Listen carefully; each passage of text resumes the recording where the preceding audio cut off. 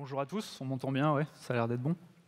On est hyper content d'être ici, vous êtes hyper nombreux, ça nous fait extrêmement plaisir. Du coup, vous l'avez vu dans le titre, on va parler Apache Kafka ce matin et on va notamment vous présenter une partie du vaste écosystème Kafka, DevOps, qu'on a à Michelin. Avant de commencer, j'ai déjà une question. Est-ce que certaines ou certains d'entre vous connaissent Kafka? Ouais, pas mal. Kafka Stream? Ouais, pas mal aussi. Est-ce que certains sont déjà allés jusqu'en production avec Kafka?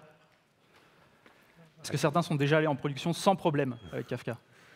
Là, je vous ai eu. Ah, il y a une personne. Donc, nous aussi, on est allé jusqu'en production, et du coup, on a plein de choses à vous montrer. Donc, pour cette présentation, je serai accompagné par Sébastien, qui est expert Kafka sur le domaine de la chaîne logistique chez Michelin.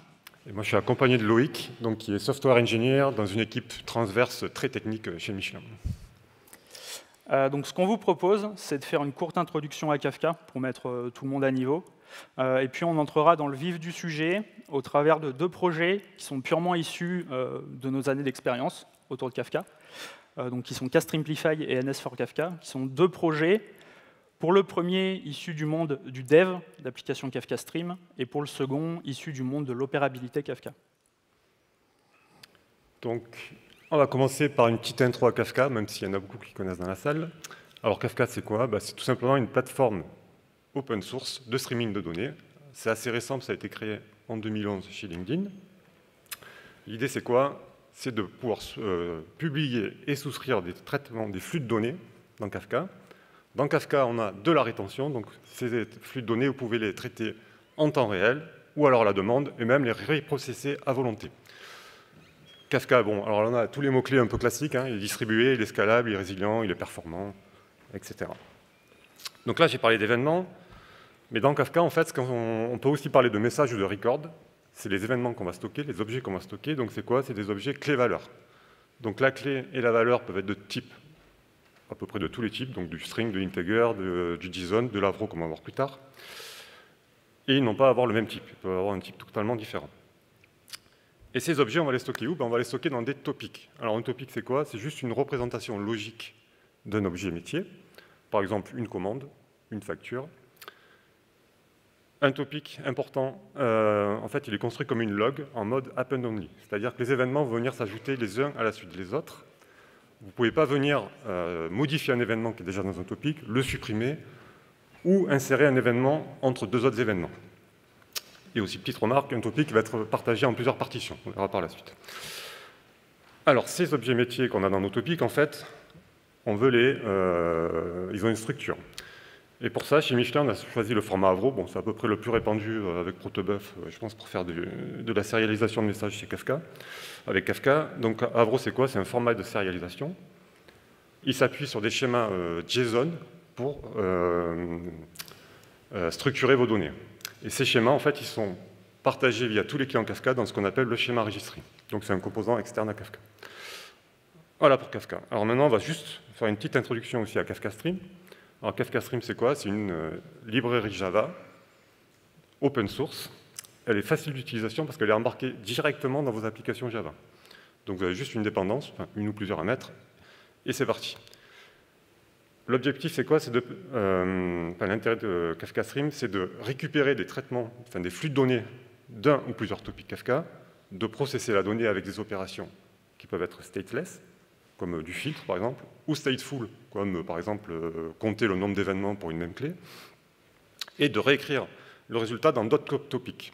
Alors petit conseil, premier, Kafka Stream, c'est de Kafka à Kafka. On évite les appels externes, style aux bases de données, ou au web service, parce que vous pourrez avoir des soucis de performance. Donc pareil, Kafka Stream fait des processing distribués, il est scalable, il est tolérant à la panne, il est résilient, etc. etc. Kafka Stream va s'appuyer sur une API, la DSL, Domain Specific Language, qui est une API de haut niveau. Elle ressemble fortement à l'API Stream de Java.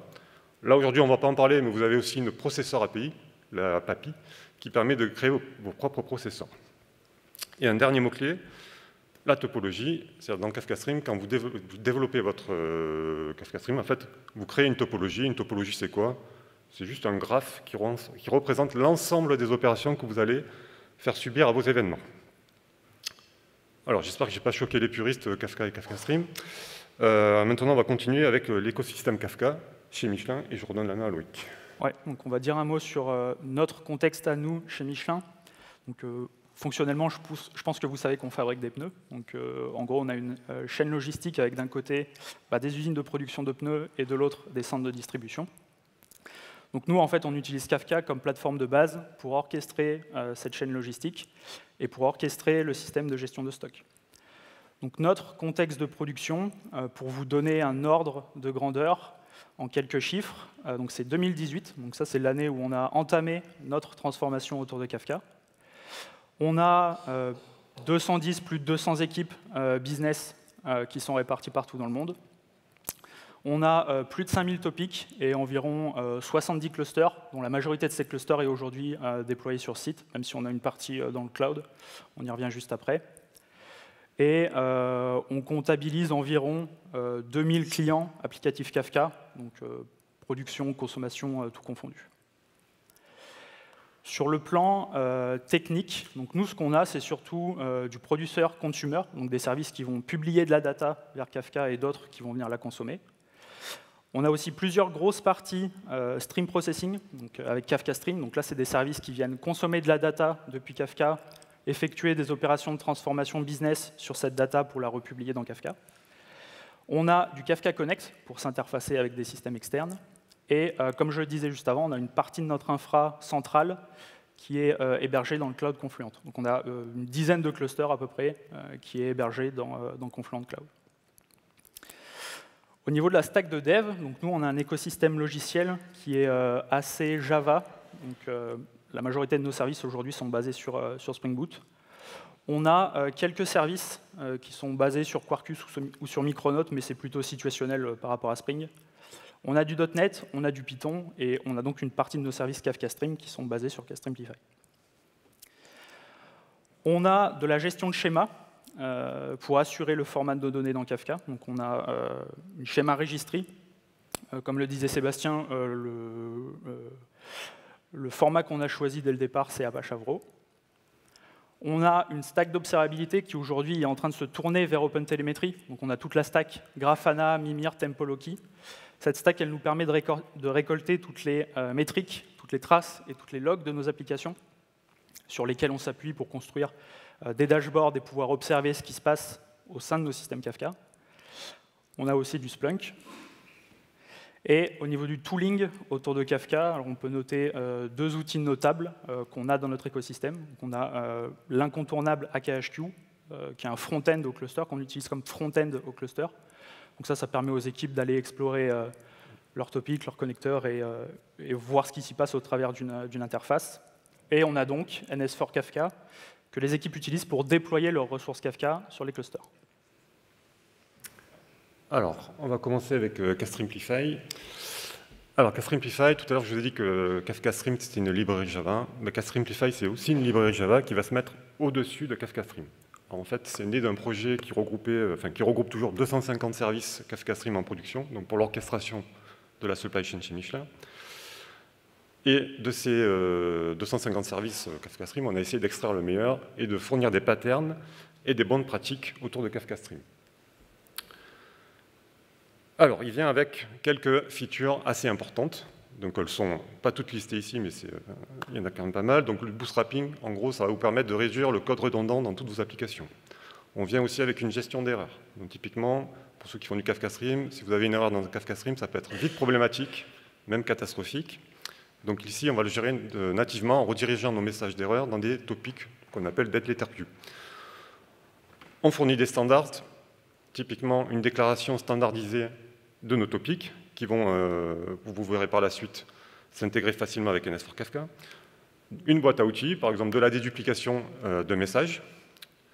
Il s'intègre facilement avec Spring Boot, mais pas que. Vous pouvez faire du Java natif avec ou même le mettre par-dessus du Quarkus. Et à Kubernetes, c'est-à-dire que les endpoints de readiness et de liveness de vos pods Kubernetes sont déjà développés. Et on vient aussi avec quelques classes de configuration qui sont toutes prêtes, qui vous permettent de monter rapidement en production. Alors, un truc important pour Kastreamplify, voilà, pour la démo plus tard, on a créé un petit projet. Donc en Java natif, Dans ce projet, on a 7 classes, 319 lignes de code et beaucoup de mots de tête, croyez-moi. Et si on passe avec Castrimplify, bien on voit qu'on n'a plus que 3 classes, 3 fois moins de lignes de code et plus qu'un mal de tête. Et encore, le mal de tête, c'est qui a cassé la machine à café. Voir la CI/CD, mais ça n'a rien à voir avec Castrimplify. Un autre slide pour vous montrer un peu la différence. Là, alors, je ne vous demande pas de lire, mais en gros, les deux parties de code là font exactement la même chose. Donc vous voyez que sur la partie gauche avec Castrimplify, c'est quand même, ça vous simplifie le code et vous avez juste à vous concentrer sur le besoin métier. En parlant de besoin métier, donc on va vous faire une petite démo par la suite et pour ça on a monté un petit scénario business très simple. On va se mettre dans la peau d'un expéditeur de colis. Donc on part d'un colis, donc parcelle en anglais, et son format Avro, lui, il va avoir une clé.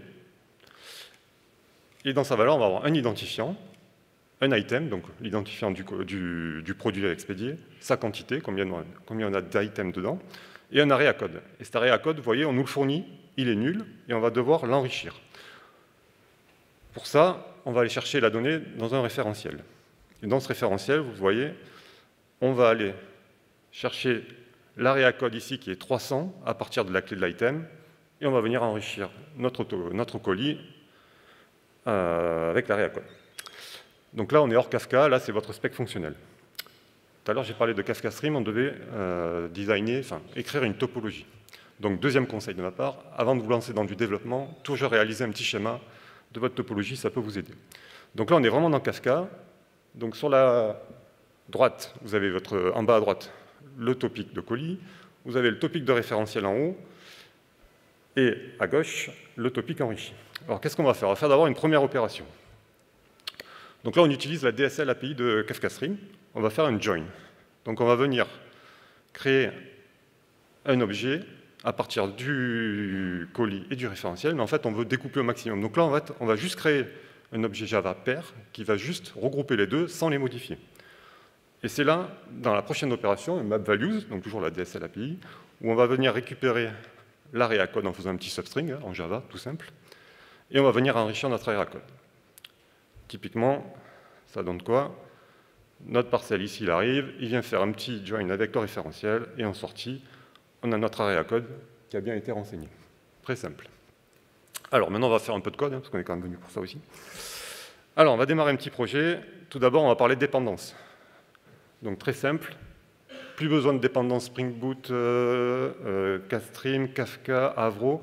On a juste deux dépendances ici. Donc ici, on peut avoir un projet Spring Boot, donc on a une dépendance Castrimplify Spring Boot. J'ai ajouté aussi la dépendance pour faire des tests unitaires. Là, on ne va pas en faire aujourd'hui, mais en gros, Castrimplify vous permet aussi d'écrire facilement vos tests unitaires. Donc j'ai juste mis la dépendance. On va avoir besoin de définir nos propriétés pour accéder au cluster Kafka. On va donner un identifiant à notre Kafka Stream, donc ici c'est l'application ID, et l'URL du schéma registry. Bon, les autres propriétés, vous n'allez pas les regarder. Et pour info, donc cette application YAML, ces propriétés Kafka.properties vont être chargées dans une classe Castrimplify Kafka Properties. On va en revoir après. Allez, démo, c'est parti. Donc là, vous voyez, on a un petit service Spring Boot, tout ce qu'il y a de plus classique. Là, on va aller dans une petite classe, où vous voyez, j'ai précodé les noms des topics, et la méthode qui enrichit notre colis. Donc vous voyez, en entrée, on a bien notre paire avec notre parcelle et notre string, parce que le référentiel, c'est une valeur qu'on va substring, et on fait notre petit, on récupère notre parcelle, on fait notre substring pour récupérer l'array à code, et on l'enrichit. Très simple. Alors comment on transforme ça en application Castrimplify? C'est tout simple, on va étendre une classe, Kafka Stream Starter. Là, vous voyez, il n'est pas content, parce qu'il me demande d'implémenter deux méthodes. Alors, une première méthode, ça va être le delq. Alors, on ne va pas s'en occuper pour l'instant, je vais juste leur envoyer un string, parce qu'il veut un string, donc je renvoie delq. Et maintenant, on va devoir définir, coder notre topologie. Alors là, c'est du Kafka Stream classique. Donc, là, c'est de la littérature, j'ai un objet Stream Builder, je consomme mon input topic, et là, je vais devoir lui dire comment je consomme mes données. Alors, ma clé de mon événement, ça va être un string, c'était le key 43, donc là, c'est du serdes.string, donc ça veut dire, pour désérialiser ma clé, tu utilises du string. Et pour la valeur, on a vu qu'on était en Avro. Donc là, il faut créer un objet spécifique AfroCerd, le typer avec le parcelle. Et là, je dois lui donner les informations de la schéma registry, parce qu'il a besoin d'aller récupérer le schéma dans la schéma registry pour pouvoir désérialiser le message. Donc là, je récupère l'URL de ma schéma registry dans mon properties, et je lui donne un second argument en lui disant que je l'utilise ça en tant que valeur et pas en tant que clé. Et là, je peux lui passer. Donc là, j'ai fait mon stream input topic. Alors tout ça, c'est bien, mais c'est un peu long à écrire. Et ce qu'on a voulu, nous, c'est standardiser la déclaration de nos topics. Donc en fait, ce qu'on va créer, c'est une méthode qui va nous renvoyer un objet topic with CRD, typé avec la clé et la valeur, donc string et parcelle. Et il va retourner donc l'objet topic with CRD, et il va prendre 3 arguments d'entrée. Le topic d'entrée, comment on désérialise la clé, et comment on désérialise la valeur. Mais là, vous voyez, je n'ai pas besoin de mon spécifique agrocern. Castrimplify va me fournir automatiquement, je vais faire un CRDS utils, get CRDS for value, il va se débrouiller. Là, je vais recréer mon stream, donc là, je vais lui donner un nom, tout à l'heure, je ne l'ai pas fait. Et là, j'ai juste à appeler mon input topic, faire un point stream et stream builder. Et là, la ligne en dessous, elle est équivalente à ces 3 lignes-là, donc je peux les supprimer. Voilà, et j'ai même plus besoin du Kafka Properties ici. Donc là, maintenant, on a créé notre topic d'entrée et on le stream. Maintenant, on va essayer, enfin, on ne va pas essayer, on va le faire, on va déclarer les 2 autres topics qui sont nécessaires. Donc là, je vais un peu vite. Je ne tape pas en direct, rassurez-vous.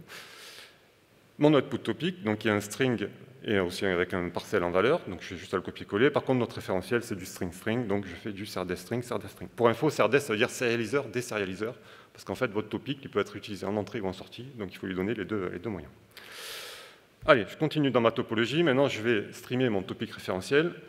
Alors, pour ceux qui connaissent dans Kafka Stream, en fait, et ceux qui ne connaissent pas plutôt, on va le mettre ça dans un objet Ktable. Ça permet de matérialiser un topic. En gros, on va pouvoir venir faire du lookup, parce que quand c'est matérialisé, en fait, derrière, on a une base de données clé-valeur. Vous voyez, pour ceux qui connaissent, la déclaration de la Ktable est beaucoup plus simple. On a juste à donner le nom de notre CStore. Maintenant, on va venir joindre tout ça. On va faire un petit join stream, qui va être le résultat de la jointure. On fait un input stream.join, le ref table. Là, on lui donne ce qu'on veut en sortie. Donc, en entrée, on a un parcelle et un référentiel. Et en sortie, je veux juste mon objet Java pair.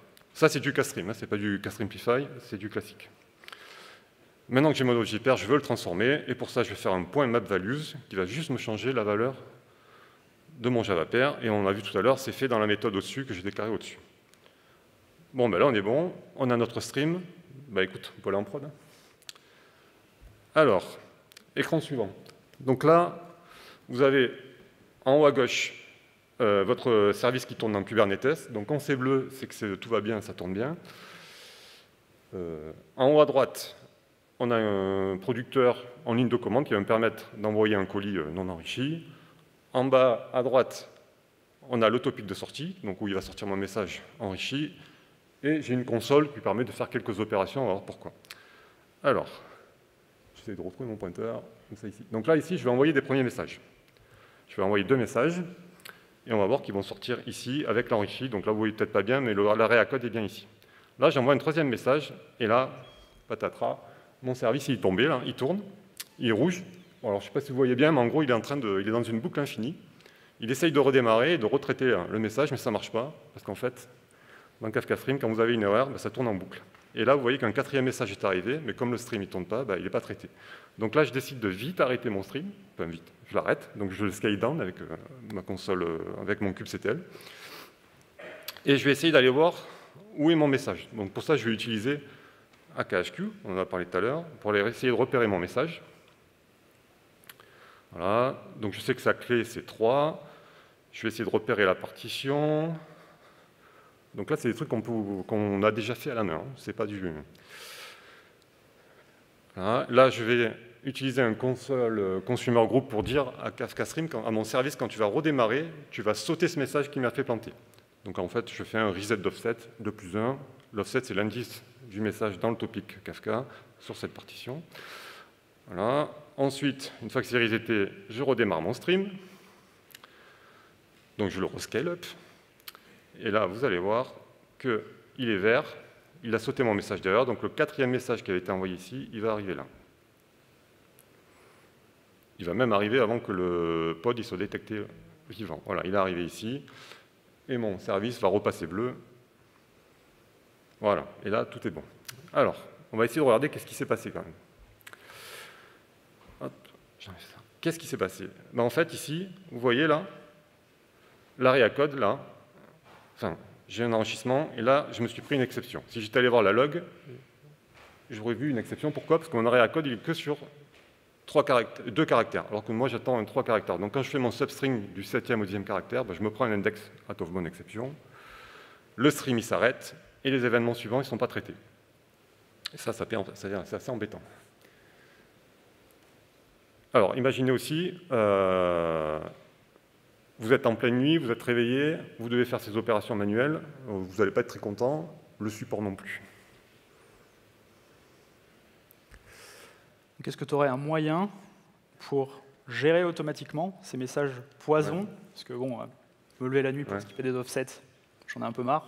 Est-ce que tu aurais un moyen de filtrer ces messages poison et peut-être d'en garder une trace parce qu'ils sont quand même assez importants? Ouais, alors on va essayer de se baser, d'utiliser les fonctionnalités de Kafka Stream, tout simplement, en se disant que les topics, c'est des logs, comme j'ai dit tout à l'heure, mais en fait, tous ces messages d'erreur, on va les rediriger vers un topic DLQ, delta queue, et on va l'utiliser comme log. Et pour ça, on va devoir juste modifier la topologie en utilisant un nouveau mot-clé, branche. Et qu'est-ce qu'il va faire? En gros, si on détecte, dans le cas normal, les messages vont continuer leur vie, et si on a un problème, une exception, on va le rediriger vers un topic DLQ. Alors, ça peut se faire facilement. Vous codez votre topologie, vous mettez un branche, if, machin, plein de if, vous avez plusieurs opérateurs, vous allez vous retrouver avec un code énorme. L'avantage avec Kastrimplify, c'est que vous n'allez pas devoir faire tout ça. En fait, on va juste changer la nature de ce qu'on renvoie dans notre opérateur qui a planté. Donc là, c'est notre substring qui fait qu'on a une exception, tout simplement. Donc on va mettre ça dans un try-catch. On va catcher l'exception, n'importe laquelle. Là, pour l'instant, on va returner nul. Et on va changer le type de retour. Et en fait, on va retourner un objet processing result, qui est fourni par Kastrimplify, avec en premier type le colis qui a été modifié, et le deuxième type, en fait, c'est l'objet original qui a planté. Donc là, c'est aussi un colis, parce qu'on veut l'enrichir, donc c'est très simple. Maintenant, en retour, on va retourner plus un parcel, mais un processing result.success, quand ça marche bien avec l'objet qui a été transformé. Et si ça plante, on va retourner un processing result.fail, s'il arrive. Et qu'est-ce qu'on renvoie dans cet objet? On va renvoyer une exception, l'exception qui a planté, le message original, donc ici, je vais récupérer de ma paire l'objet parcelle, et un petit message de contexte qui n'est pas obligatoire, mais au moins ça peut se situer assez facilement dans quelle méthode on a eu l'exception.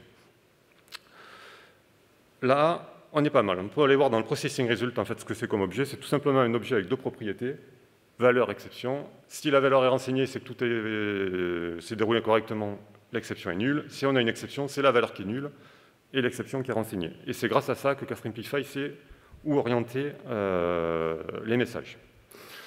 Alors maintenant, vous voyez, là, ici, on a une petite erreur de compile, parce qu'on renvoie un objet processing result, donc il faut extraire le parcelle. Tout ça, c'est tout simplement fait avec un topology error handler.catch error.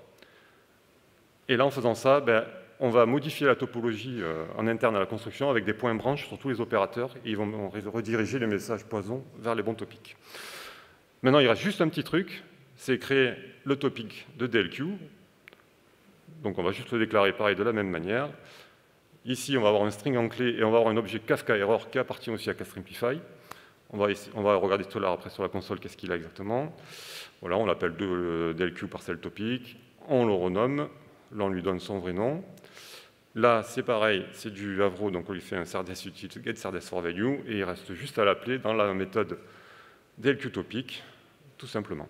Et là, votre service est prêt et on va essayer de refaire la petite démo de tout à l'heure avec les deux mêmes messages. Donc là, la différence, c'est qu'en bas, à gauche, j'ai mon topic de DLQ.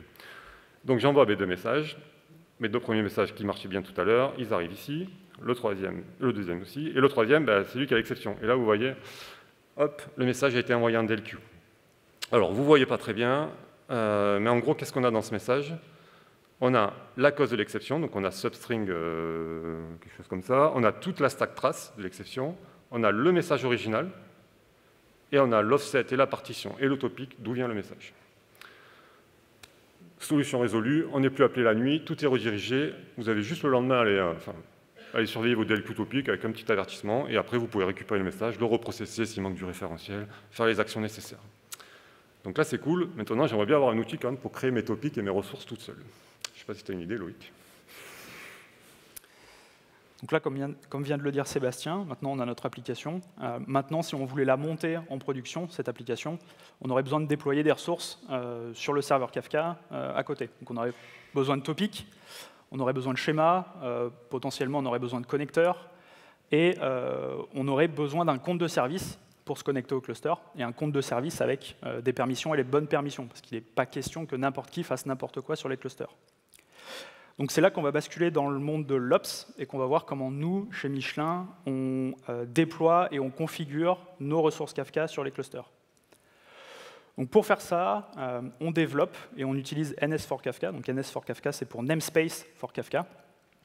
C'est une solution Kafka Ops, comme il en existe d'autres aujourd'hui sur le marché. Je pense notamment à Terraform ou à JuliOps. C'est une solution qui a pour vocation d'offrir un nouveau modèle de déploiement des ressources Kafka sur les clusters, notamment en réimplémentant ce principe de namespace qu'on retrouve sur les clusters Kubernetes, qui est natif au cluster Kubernetes pour le coup. Sauf que là, le but du jeu, c'est de l'importer dans le monde Kafka et de l'avoir à disponibilité sur des clusters Kafka. Le but de la solution, c'est aussi d'apporter du self-service à nos équipes, et c'est de faire en sorte que nos équipes travaillent sans s'impacter les unes des autres, donc indépendamment les unes des autres. Et donc, en fait, le but, c'est que nos équipes travaillent dans un namespace et qu'elles puissent déployer leurs ressources Kafka dans ce namespace sans altérer les ressources des autres.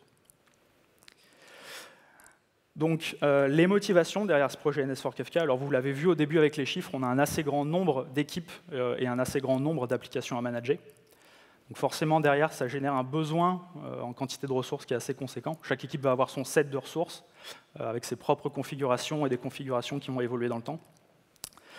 Donc historiquement, sur le sujet, on fonctionnait un peu comme tout le monde. C'est-à-dire que quand une équipe avait besoin d'une ressource, c'était un ticket qui était créé et qui était envoyé à une équipe support en charge du cluster. Et puis c'était l'équipe support qui créait la ressource pour l'équipe qui l'avait demandé. Et même scénario, en cas de besoin de mise à jour d'une ressource, c'était un nouveau ticket qui était créé et qui était traité.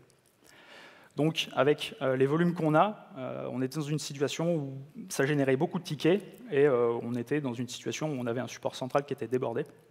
Et donc, situation pas vraiment viable à notre échelle sur le long terme.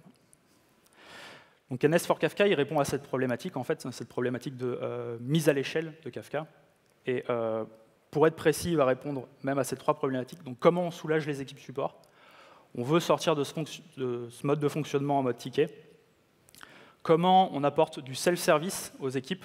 On veut que les équipes soient autonomes sur le provisioning de leurs ressources et sur la configuration de leurs ressources.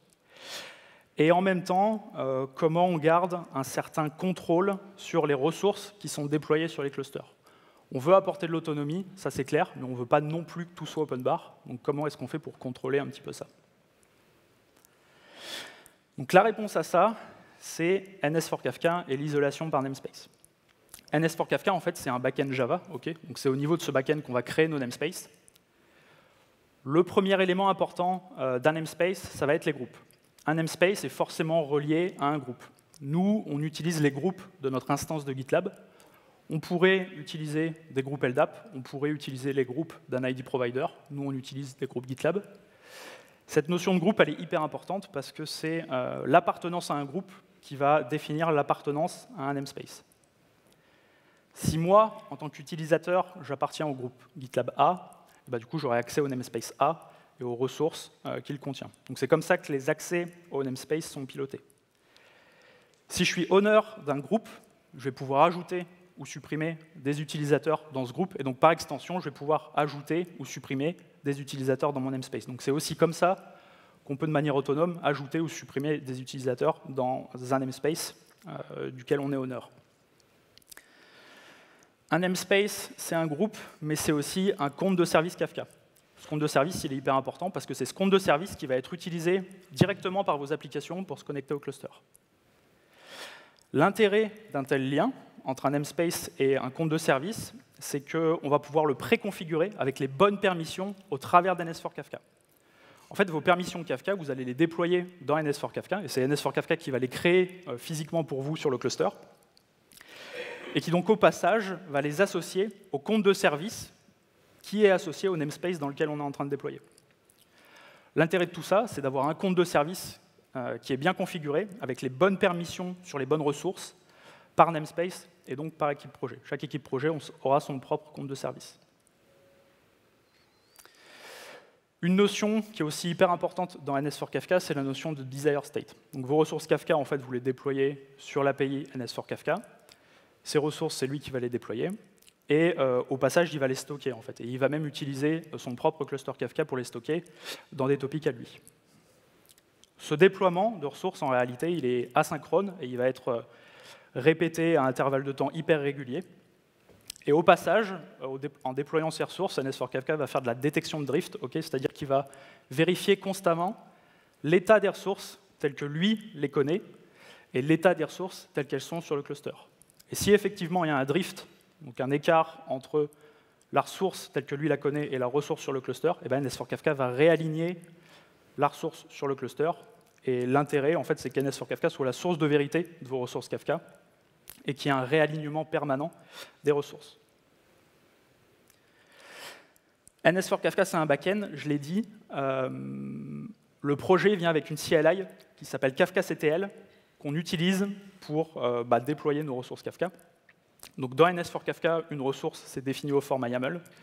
Je vous ai mis un petit exemple de ce à quoi correspond un topic au format YAML déclaré dans NS4Kafka. Je l'ai dit tout à l'heure aussi, mais ce principe de namespace qui est apporté par l'application, il est fortement inspiré du monde Kubernetes. Je pense que vous voyez aussi que les ressources, le format des ressources est aussi fortement inspiré de ce qu'on retrouve dans le monde Kubernetes. L'intérêt de tout ça, c'est qu'en fait, en tant qu'équipe, vous allez avoir votre panel de ressources Kafka, format YAML, et vous allez pouvoir les déposer dans un dépôt Git, potentiellement en faisant un peu de templating pour gérer le multi-environnement plus facilement. Et puis, vous allez pouvoir piloter le déploiement de vos ressources depuis des jobs GitLab ou depuis des pipelines de CI/CD et profiter de tout ce qu'apporte Git à ce niveau-là. Donc, du versionning, de la review quand vous changez les configurations, de la rejouabilité, etc. Je crois qu'il est temps de passer aux choses sérieuses. Donc, on a préparé un petit scénario. Le but du jeu, ça va être de créer un namespace pour DevFest et déployer quelques ressources à l'intérieur. Donc là, dans ce petit scénario, on a une instance d'NS4Kafka qui tourne, et donc on va déployer nos ressources avec la CLI KafkaCTL. Donc la première chose qu'on fait dans KafkaCTL, en général, c'est un KafkaCTL config getContext et un KafkaCTL config currentContext. Dans KafkaCTL, on a de la gestion de contexte. Dans la vraie vie, en fait, vous allez avoir plusieurs contextes, plusieurs namespaces. Vous allez avoir un namespace de dev, un namespace de pré-prod, un namespace de prod. L'intérêt, c'est de pouvoir switcher facilement d'un contexte à l'autre et de pouvoir consulter facilement les ressources d'un contexte ou d'un autre et de pouvoir déployer facilement dans un contexte ou dans un autre. Donc là, en l'occurrence, on a trois contextes, un contexte local, un contexte staging et un contexte production. On a un namespace par contexte, un namespace DevFestLil, un namespace staging et un namespace prod.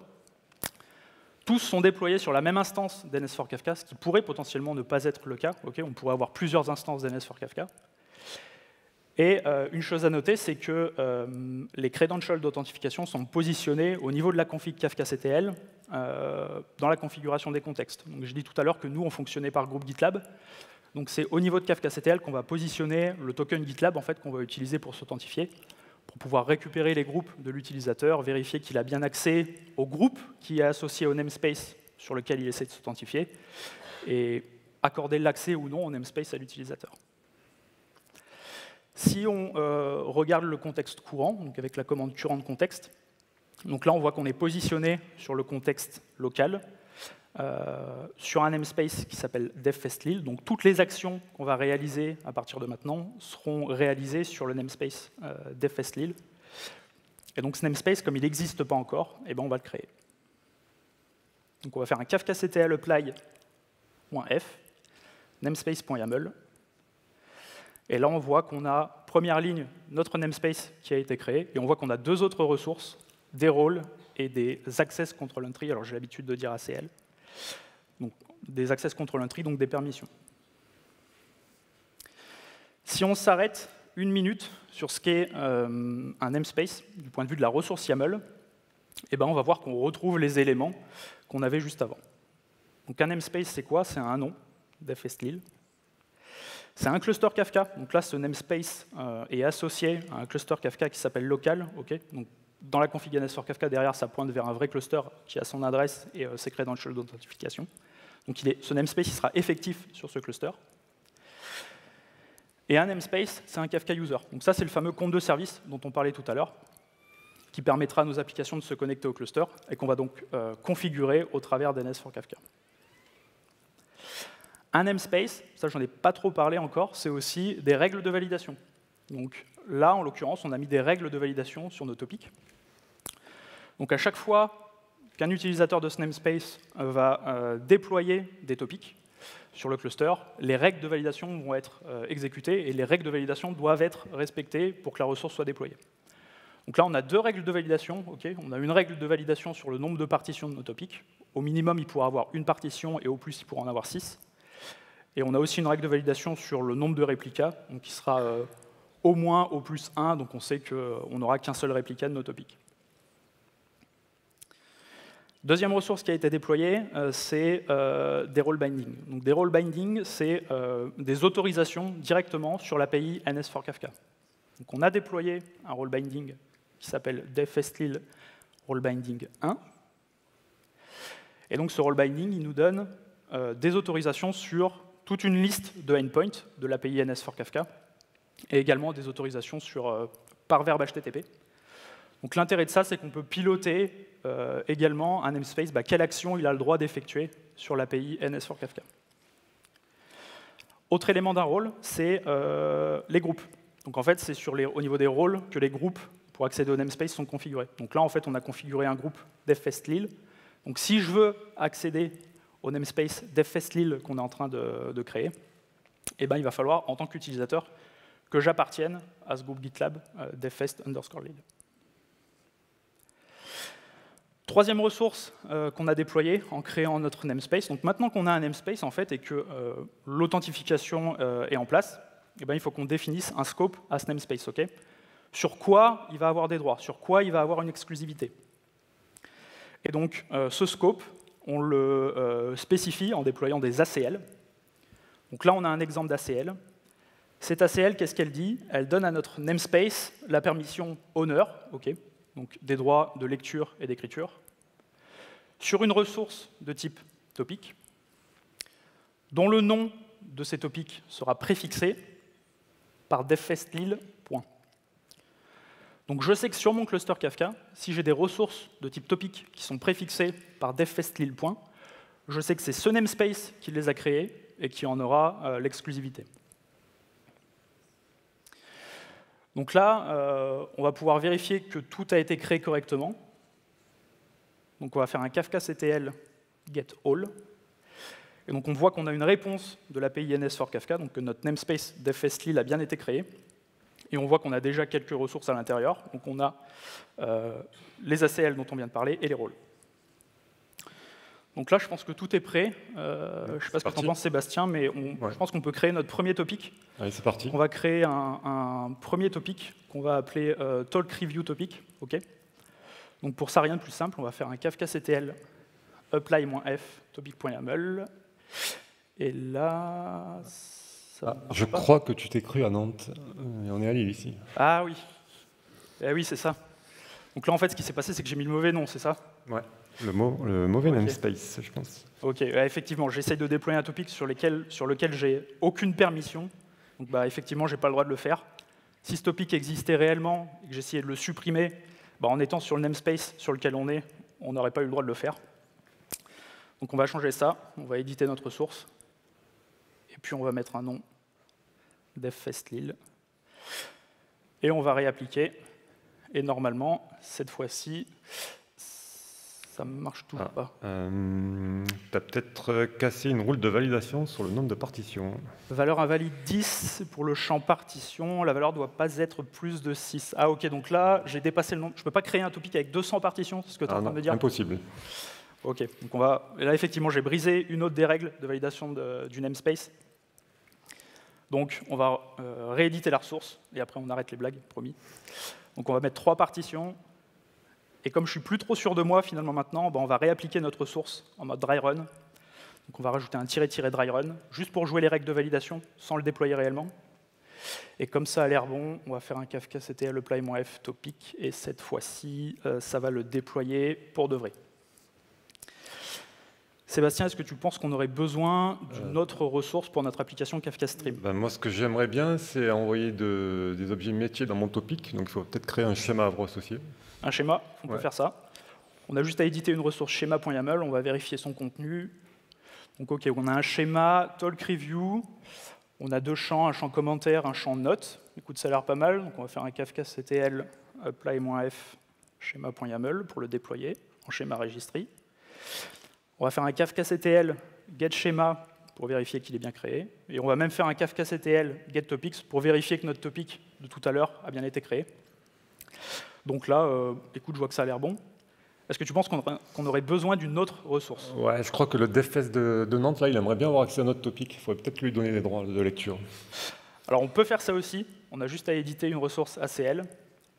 Et on peut donner une permission en read sur une ressource de type topic. Donc, on va donner une permission sur DevFest, le topic DevFest Lille, talk review topic.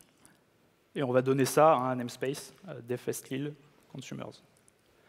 Donc, on est autonome pour donner des droits en écriture à un autre namespace. Et donc, on crée notre ressource en faisant un kafka.ctl apply-f acl.yaml. Et là, notre ACL a été déployé. Et au passage, ça va donc donner l'ACL physiquement sur le compte de service du namespace DevFest Lille consumers, qui, les applications de ce namespace pourront consommer notre topic. Ouais. Un dernier mot. En fait, quand on a développé Kastreamplify, Nestor Kafka était déjà déployé chez Michelin. Et on s'est dit que ça serait bien de pouvoir l'adapter à notre namespace for Kafka. Donc vous vous souvenez, tout à l'heure, j'ai créé des topics avec un objet topic with CRD, et je vous avais dit qu'il y avait 3 arguments. Typiquement, ici, j'ai créé mon topic talk review de Lille, là. Donc il appartient à Lille. Et ici, j'ai créé un autre topic, un talk review Nantes. Et vous voyez, j'ai ajouté un 4e argument, là, Nantes. Et ça va nous permettre de faire des liens entre les namespaces qui sont déclarés dans Nestor Kafka. Comment? Vous voyez, là, j'ai une petite application YAML. Là, je l'ai modifiée. J'ai ajouté un préfixe, kafka.properties, j'ai mis un préfixe dedans. Quand il y a un self, ça veut dire que l'application va tourner dans le namespace du Nestor Kafka courant. Donc, c'est-à-dire, quand je n'aurai pas d'argument ici, en fait, le DevFest Lille, là, il va venir en préfixe de tous mes topics. Donc, en fait, quand le Kafka Stream va construire sa topologie, il va venir streamer le DevFest Lille.talk review de Lille. Il aura le droit. Et il va aussi ajouter le DevFest Lille devant l'application ID de votre Kafka Stream. Parce que dans Nestor Kafka, on gère aussi les applications ID Kafka Stream pour donner des droits d'écriture sur la création des topics internes. Je ne vais pas rentrer dans le détail. Et ici, notre Nantes, là, en fait, il va venir faire le lien. Oups, je me suis trompé de bouton, pardon. Ici, donc ça c'était le DevFest ici, et le Nantes, en fait, il va faire un lien là. Donc, il va venir automatiquement préfixer le topic talk review Nantes avec le DevFest Nantes. Et en fait, bon, après, il faut avoir derrière les droits de lecture sur les ACL, donc Lille aura dû donner le droit à Nantes de lire. Enfin, Nantes nous aura donné le droit de lire son topic, là, pardon, c'est plutôt l'inverse. Et tout marchera correctement comme on l'attendait. Donc voilà, on a réussi à faire le lien entre Kastreamplify et Nestor Kafka sur la gestion des namespaces. Mais ce n'est pas obligatoire. Hein. Vous pouvez très bien utiliser Kastreamplify sans Nestor Kafka. Je crois qu'on arrive au bout. Alors, on aurait eu encore potentiellement plein de choses à vous raconter. On aurait pu parler de toute la partie connecteur, déploiement des clusters connect. Malheureusement, notre présentation aussi a eu une fin. Mais ce n'est pas grave, parce qu'on vous laisse avec blogit.michelin.io. C'est un blog sur lequel on poste plein de choses autour de Kafka, mais pas que, autour de la tech de manière générale. Et puis, on est quand même là pour répondre à vos questions, si vous en avez, aujourd'hui ou demain. Et n'hésitez pas à utiliser et contribuer si vous voulez, c'est open source, donc n'hésitez pas.